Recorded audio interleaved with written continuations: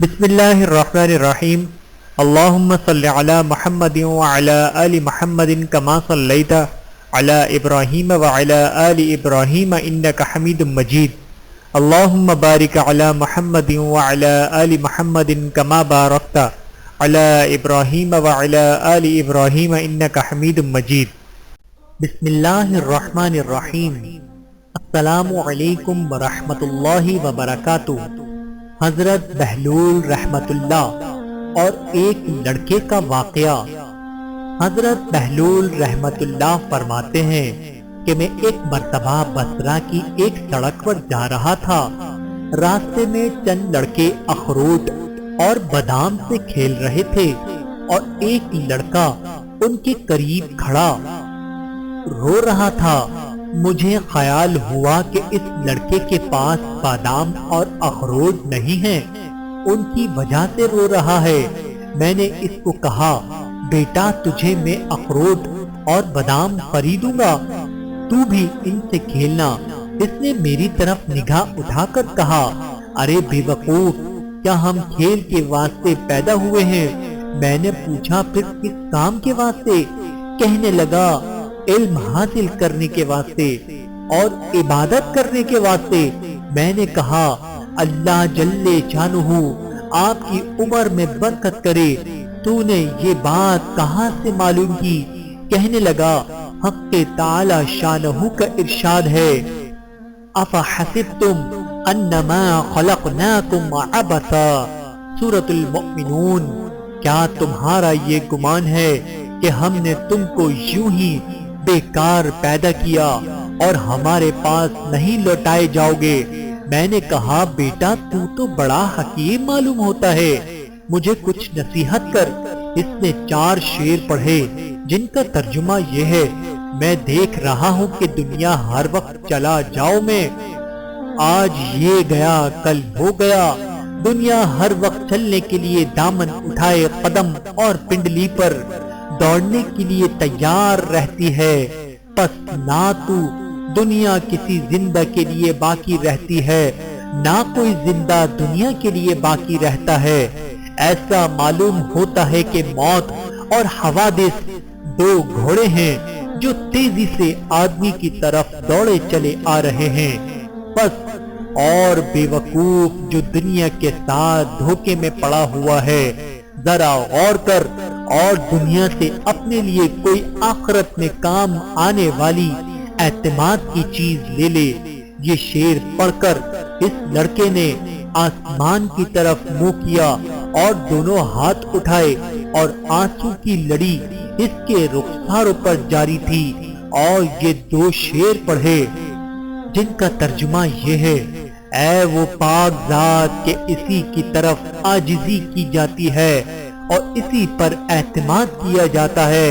اے وہ پاک ذات کہ جب اس سے کوئی امید باندھ لے تو وہ نامراد نہیں ہو سکتا، اس کی امید ضرور پوری ہوتی ہے۔ یہ شعر پڑھ کر وہ بے ہوش ہو کر گر گیا۔ میں جلدی سے اس کا سر اٹھا کر اپنی گود میں رکھ لیا اور اپنی آستین سے اس کے منہ پر جو مٹی وغیرہ لگ گئی تھی پوچھنے لگا۔ جب اس کو ہوش آیا تو میں نے کہا، ابھی سے تمہیں اتنا خوف کیوں ہو گیا؟ ابھی تو تم بچے ہو، ابھی تمہارے نامہ اعمال میں کوئی گناہ بھی نہ لکھا جائے گا۔ کہنے لگا، بہلول ہٹ جاؤ، میں نے اپنی والدہ کو ہمیشہ دیکھا، جب وہ آگ جلانا شروع کرتی ہے تو پہلے چھوٹی چھوٹی لکڑیاں ہی چولہے میں رکھتی ہے، اس کے بعد بڑی لکڑیاں رکھتی ہے۔ مجھے یہ ڈر ہے کہ کہیں جہنم کی آگ میں چھوٹی لکڑیوں کی جگہ میں نہ رکھ دیا جاؤں۔ میں نے کہا، صاحبزادے بڑے حکیم معلوم ہوتے ہو، مجھے کوئی مختصر سی نصیحت کرو۔ اس نے اس پر 14 شعر پڑھے جن کا ترجمہ یہ ہے، میں غفلت میں پڑا رہا اور موت کو ہانکنے والا میرے پیچھے پیچھے موت کو ہانکتے چلا آ رہا ہے۔ اگر میں آج نہ گیا تو کل ضرور چلا جاؤں گا۔ میں نے اپنے بدن کو اچھے اور نرم لباس سے آراستہ کیا، حالانکہ میرے بدن کے لیے قبر میں جا کر گلنے اور سڑنے کے علاوہ چارہ کار نہیں۔ وہ منظر اس وقت گویا میرے سامنے ہے جبکہ میں قبر میں بوسیدہ پڑا ہوا ہوں۔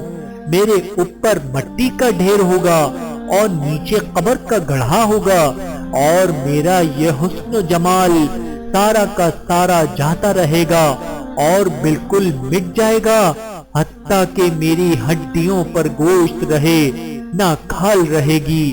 میں دیکھ رہا ہوں کہ عمر تو ختم ہوتی جا رہی ہے اور آرزویں ہیں کہ پوری نہیں ہوتی، اور بڑا طویل سفر سامنے ہے اور تو شاید ذرہ سا بھی ساتھ نہیں، اور میں نے کھلم کھلا گناہوں کے ساتھ اپنے نگہبان اور محافظ کا مقابلہ کیا، اور بڑی بری حرکتیں کی ہیں جو اب واپس بھی نہیں ہو سکتی۔ یعنی جو گناہ کر چکا وہ بغیر کیے نہیں ہو سکتا، اور میں نے لوگوں سے چھپانے کے لیے پردے ڈالے کہ میرے عیب کسی پر ظاہر نہ ہو، لیکن میرے جتنے مخفی گناہ ہیں وہ کل کو اس مالک کے سامنے ظاہر ہوں گے، اس کی پیشی میں پیش ہوں گے۔ اس میں شک نہیں کہ مجھے اس کا خوف ضرور تھا، لیکن میں اس کے غایت حلم پر بھروسہ کرتا رہا، جس کی وجہ سے جرت ہوتی رہی، اور اس پر اعتماد کرتا رہا کہ وہ بڑا غفور ہے، اس کے سوا کون معافی دے سکتا ہے۔ بے شک تمام تعریفیں اسی پاک ذات کے لیے ہیں۔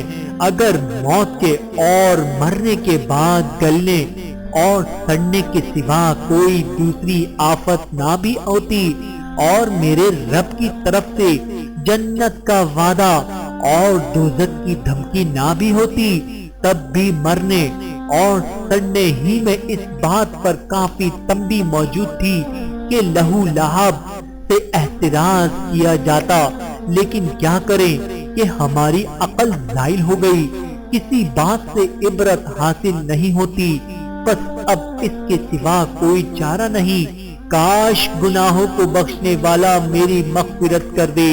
جب کسی غلام سے کوئی لغزش ہوتی ہے تو آقا ہی اس کو معاف کرتا ہے۔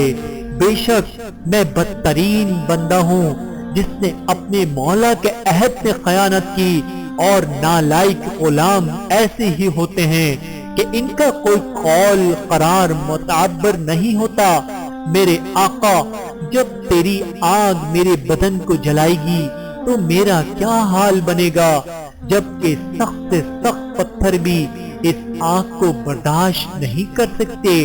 میں موت کے وقت بھی تنہا رہ جاؤں گا، قبر میں بھی اکیلا ہی جاؤں گا، قبر سے بھی اکیلا ہی اٹھوں گا، کسی جگہ بھی میرا کوئی معین و مددگار نہ ہوگا۔ بس اے وہ پاک ذات جو خود اکیلی ہے، وحدہ لا شریک ہے، ایسے شخص پر رحم کر جو بالکل تنہا رہ گیا۔ بہلول رحمت اللہ کہتے ہیں کہ اس کے یہ اشعار سن کر مجھ پر ایسا اثر ہوا، میں غش کھا کر گر گیا۔ بڑی دیر بعد جب مجھے ہوش آیا تو وہ لڑکا جا چکا تھا۔ میں نے ان بچوں سے دریافت کیا کہ یہ بچہ کون تھا۔ وہ کہنے لگے، اس کو نہیں جانتا، یہ حضرت حسین رضی اللہ تعالی عنہ کی اولاد میں ہے۔ میں نے کہا، مجھے خود ہی حیرت ہو رہی تھی کہ یہ پھل کس درخت کا ہے۔ واقعی یہ پھل اسی درخت کا ہو سکتا ہے۔ حق کے تعالی شانہ ہمیں اس خاندان کی برکتوں سے منتقع فرمائے، آمین۔ بحوالے فضائل صدقات۔ میرے محترم عزیزو، اس واقعے سے ہمیں سبق ملتا ہے کہ بے شک اس واقعے کی ایک ایک نصیحت میرے اور آپ کے لیے مشعل راہ ہے، چنانچہ ان قیمتی نصیحتوں کو ہمیں اپنی زندگی کا حصہ بنا لینا چاہیے۔ اللہ تعالی ہم سب کو عمل کرنے کی توفیق عطا فرمائے، آمین ثم آمین یا رب العالمین۔